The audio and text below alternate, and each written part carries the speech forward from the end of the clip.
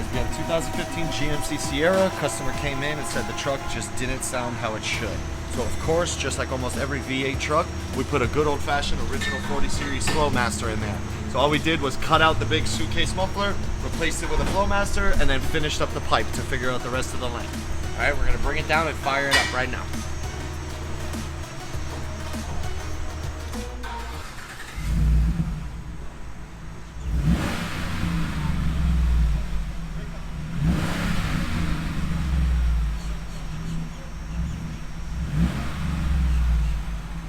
Alright guys, take two on the 15 Sierra. We installed the flowmaster, fired it up, and it wasn't enough. So what we went and did was remove the resonator that was on the stock tailpipe, kind of like a little baby muffler.